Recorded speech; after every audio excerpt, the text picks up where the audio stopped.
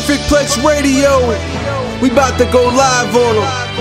Mike Knoxxx. That's with 3 X's cause he's hardcore. Are y'all ready? I go by the name Fred Knoxxx. We about to give y'all something special. You ready? There you have it, wrestling fans. The Raw After Mania. What did you think? It went down in California, San Jose. It's a spectacle. Listen, I'm going to start here, start there. Welcome back to Perfect Plex Talk YouTube. I am your host, Mike Knoxxx. And indeed, people, I spell my name with 3 X's because like NXT making an appearance all over Raw After Mania, I too am hardcore, people. Welcome back to the show of shows with the host of hosts, people. Listen, like I just said, Raw After Mania was okay. I'm just going to be honest and call a spade a spade. We didn't get any of the great big things we truly wanted to happen. But I digress. I will say that and tell you why later in this program. But first,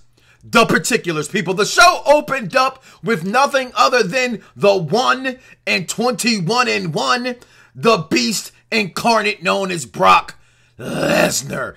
Paul Heyman comes out and says his client is freaking pissed the fuck off that he lost the title without getting pinned. As we all know, Seth Rollins cashed in his Money in the Bank match to intercede, if you will, so to speak, in this triple threat match that he turned into at WrestleMania 31, walking away with the belt. Says Brock doesn't like lawyers, although I can sue you, Paul Heyman said. He said, I'm just going to whoop your ass. So Stephanie McMahon comes out, tells him, you'll get Steph later because he's not here right now, but the match will happen.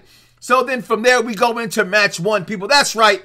Daniel Bryan, the new Intercontinental World Heavyweight Champion, takes on heel Ziggler. Now, this is like the 3rd week in a row we've getting this matchup, the matchup that people clamored and wanted at WrestleMania. You're still getting right now. This is still a rivalry that people said they would love and they would like to see in this match. Daniel Bryan versus heel Ziggler. Definitely something I think it's time people to pay attention to. And I mean, these headbutts these two are doing, they're getting pretty freaking crazy and dangerous if you ask me. But I thought this match, it was pretty good pace. Also being that it was on a Monday Night Raw. Winner of this match after a series of running headbutts to each other. As my kids were screaming, they're ramming. Winner of this match is probably one of the most brutal running knees I've ever seen, Daniel Bryan. But then we knew Sheamus was coming back.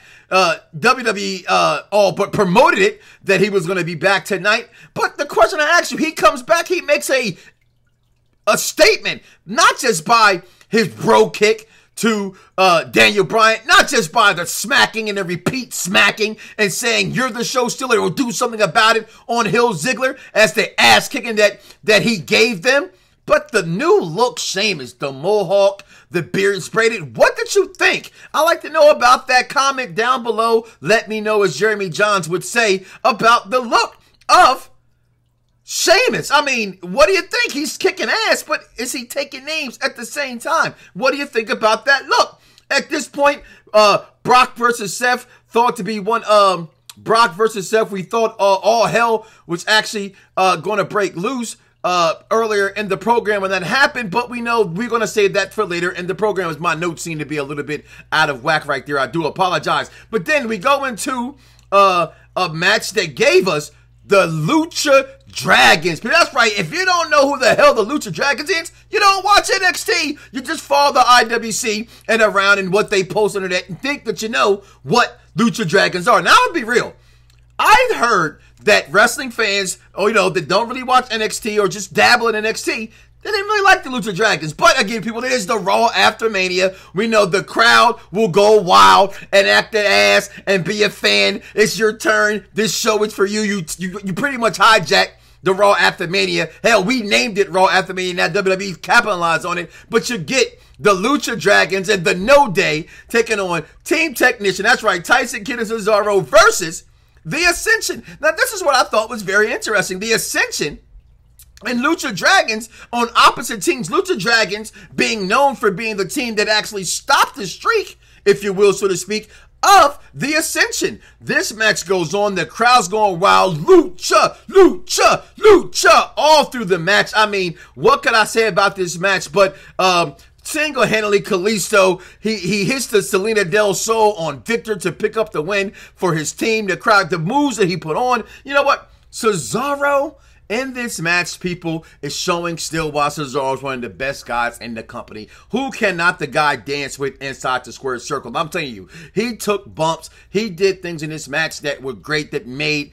Kalisto and them look as good as they did. Listen, I'm going to say this much about Kalisto being on the main roster. Botchamania, you know your name. I think it's time for you might want to hang it up. Also, at this point, after the match, we get Miz Dow by himself taking on Stardust. Winner of this match with the Skull Crusher finale was Miz Dow. Most importantly, we thought we were going to get it. We got it. Miz rushes the ring afterwards, hits him from behind, hits him with the real Skull Crusher finale, then tells him, hey, you're nothing. I made you. Tells the crowd you won't remember him in 5 weeks.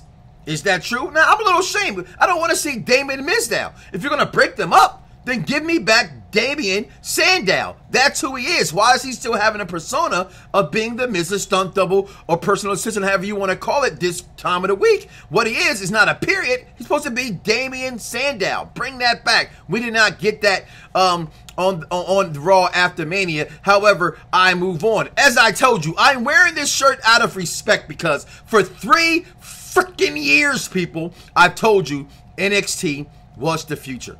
That NXT not only are demanding that they're the future, they're pretty much holding the World Heavyweight Championship. The WWE World Heavyweight Championship with Seth Rollins also holding that title.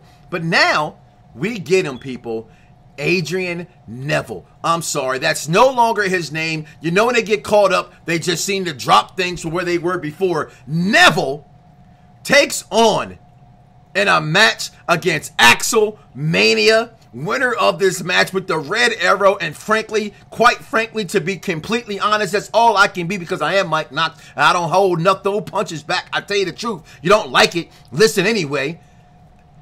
Neville with a great performance on the Monday Night Raw card with the crowd being behind him, stoked the way he is. I hope he actually gets a chance to compete on this level with the big boys. You know what? Something else I noticed about Neville in this match, where he normally on TV we all assumed he would look small in stature. His frame made him not look nowhere as near as small as a Kalisto. Well, we know Kalisto is extra short, but you know, as a Xavier Woods type character, he looked, or Tyson Kidd, he looked actually pretty stoked. He looks larger than life, actually, in my opinion, on my 60-inch Knoxxx 3000. Anyway, that's how he looked to me. Congratulations to Adrian Neville. I am very proud of you, young man. Thank you for entertaining me on the NXT level and now on the main roster. Now, we're getting to our early in the night. We knew that Cena was going to have an open challenge for the U.S. title.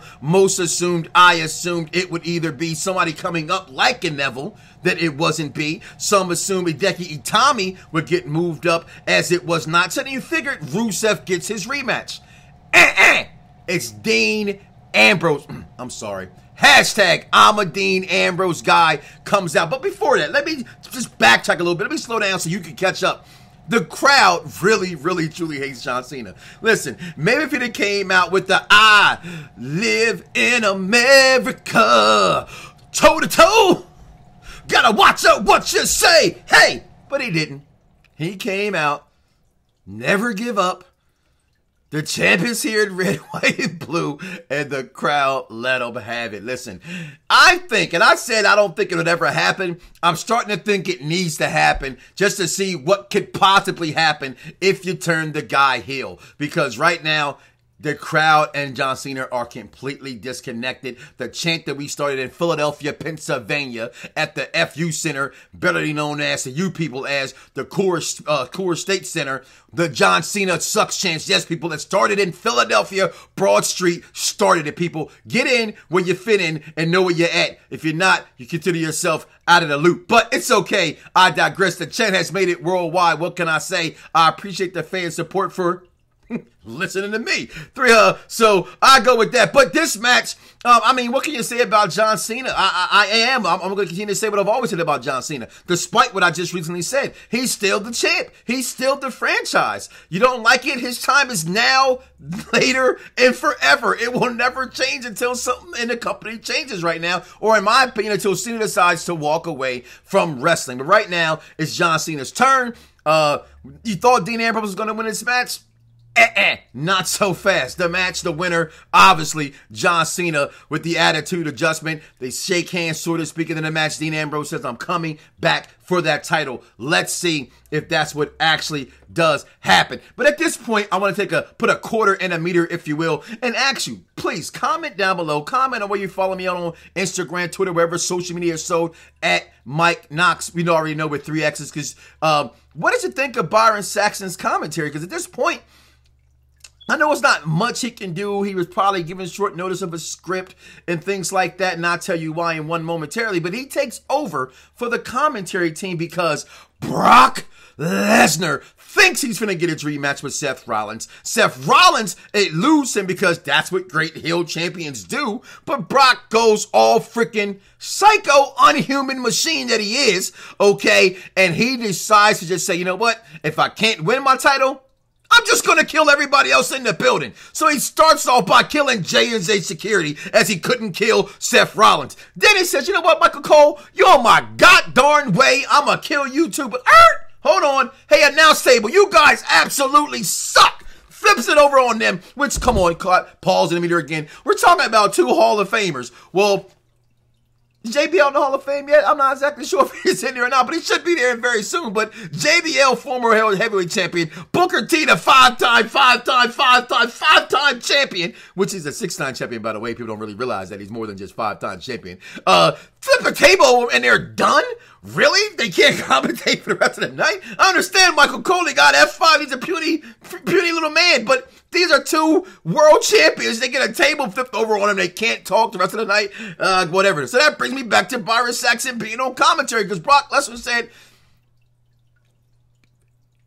and he just went all crazy over everybody. Stephanie McMahon comes out and suspends him, and definitely suspends him, and then says she's going to fine him. So this is where I asked the question because it's a little bit confusing because first he was indefinitely suspended. They go back later where Stephanie's being interviewed and says, you know what, I'm going to hit him worse than suspension. I'm going to hit him in the wallet. So is he suspended? Is he not? Because if he's suspended, that lets me to believe, as the intelligent wrestling fan I am, and the intelligent wrestling fan you are, because you're listening to Perfect Plex Talk YouTube, the show for the intelligent wrestling fan, he did not sign the contract we all hoped that he would sign that giving us more dates with Brock Lesnar. That means he still has a contract that will prohibit him from doing certain events at certain times. To me, that's not best for business. Hashtag not best for fans, WWE, if that is the case. But I don't know exactly. I don't have any, or can pretend to have any inside information. This is just me, a wrestling fan, being intelligent, giving you an intelligent opinion about the situation. So what's going to happen with Brock Lesnar, we do not know. But after that match was over, later on in the night, Seth Rollins comes back. He's getting interviewed by Renee Young. He's talking about how, you know, he's done this and he's the champion and I'm sorry. How Brock Lesnar cannot be the world heavyweight champion, WWE world heavyweight champion, and represent WWE like a superstar should with his actions. So he doesn't deserve to be the champion because he can't act like a champion. And comes Randy Orton, you know, the whole WrestleMania 10 Owen Hart versus Bret Hart. I beat you earlier in the night, but then you go on to win the title kind of bit goes on. Then out comes the Big Slow and Kane, which, come on, people. I'm a fan of the Big Show and Kane as much as the next guy. But can they please go away already? please. Anyhow, he says, hey, you got more than just one problem on your hands now. You got 3 on your hands. Go find yourself a partner, somebody to have you. We find out later tonight that Ryback will be his partner, and then he would have a secret partner. We'll tell you about that later tonight. Then it was time for the bathroom match of the night, because it is Raw and it is 3 hours long. So sometimes you got to go to the bathroom. So hey, guess what happened? Hashtag give Divas a chance? Of course, just not under the current format they have them in the WWE. But this crowd was on fire. Not at this point, guys. I'm sorry. Paige is not the best diva on the roster. You have AJ, you have Paige, you have Naomi, you have Natty. Those girls can wrestle. Stop screaming just one diva's name because you want to see her, because the people at home can't be there. I know it's built for you, but I'm not there. So, come on, guys. Y'all know Natty's just as good as Paige. You know Naomi's just as good as her. They're all good. They're all a cluster of women, and let's mix them all together and have some HLA, if you will, so to speak. Shall we? I'm just saying. But winner of this match, obviously the winner of this match, it had to be AJ, Paige, and Naomi, who defeated Natalya and the Bella Twins. Did anyone else see AJ wearing the Barley shirt? I'm just curious about that. The Bailey shirt, rather. I need a hug. I'm just curious about what that's for. But hey, go ahead and figure it out. The winner of this match with your rear view.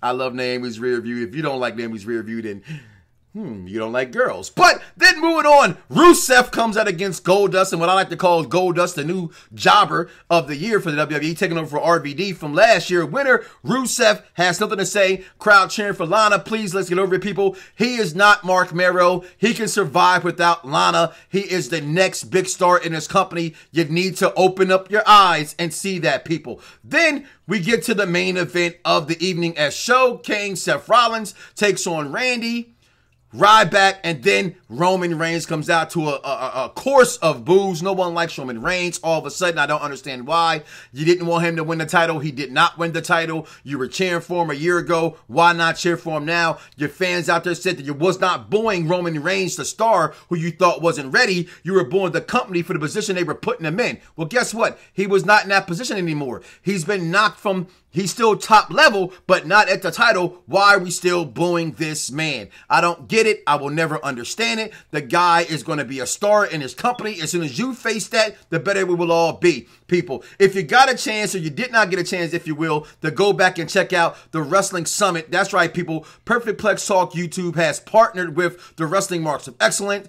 the Wrestling Ram, and a group of other wrestling programs out there from around the world to bring you the Wrestling Summit. We had our post show. Look for that link in the description as well, right here on Perfect Plex Talk YouTube. You can get that and check it out. The post WrestleMania show, what we thought about the entrances and things along those lines. But the winner of this match, Roman Reigns, with the spear on Kane. And then after the show went off, we were privileged to, if you don't have it for $9.99, the exclusive interview with Sting on the WWE Network, where he comes out. Renee Long says, okay, point blank and simple, what does the future hold for you? He says he does not know, but whatever the company throws at him, he's going to go out there and grab. And if they don't offer him anything, then that's too bad on them. I like that response from Sting, especially if you those who don't know the courtly After Mania calls that Vince McMahon had today, where he pretty much said that he saved Sting from obscurity. Some people have took it into their own, deeper into that, but basically obscurity means saying that where he came from was nothing compared to where he's at. People, listen, whether you like it or you don't like it, TNA or WCW, they are inferior and have been inferior to the WWE. The same way with him winning on Sunday. Listen, Pete, there's certain things you have to know as an intelligent wrestling fan, that Vince McMahon's not going to let no other company overthrow his company. Let's get out of this whole thing about wins and losses. They do not matter. It's all about the storyline. Hashtag wrestling is storyline. And that's how it went off. But then here's where the problem was. This is Raw After Mania, people. We don't get Bray Wyatt. We don't get Undertaker and Sting to face each other. We don't get Sting to go face to face with HBK. They truly brought in Sting to do nothing but to go against Triple H. Now, I'm not the guys who hated on Sunday's match between those guys and the interference of the NWO DX, if you will, so to speak. I actually loved it. I marked out for it. My beautiful, sexy, intelligent, beautiful wife marked out for it. So I don't understand why fans are complaining about that. It's not about wins and losses, people. It's about telling the story, people. I listen and I talk to these guys on a daily basis. They don't give a damn if they win a match. They give a damn how they entertain you, people. Just like I do this to entertain you, that's why the wrestlers do it themselves. Listen, people, my time is up. I gotta get the hell up out of here because, frankly, I'm tired of talking, and you're probably tired of hearing my voice after 20 minutes. So listen, people, make sure you check out all the shows on the BDSIR Radio Network. That's BDSIRnetwork.com, people. The Wrestling Summit is on there. Also, the Invading Mars, Our Power and Sports, Perfect Plex Talk Radio. You name it, we got a show for you out there, people. Listen, my name is Mike Knoxxx. I am the $1 Million host. You are the $1 Million audience, and together we form the $1 Million Connection. See y'all next week, y'all. Raw After Mania. How good was it to you? Peace! Yeah. Perfect Plex Radio. We about to go live on him. Mike Knoxxx. That's with 3 X's because he's hardcore. Are y'all ready? I go by the name Fred Nux. We about to give y'all something special. You ready? You ready?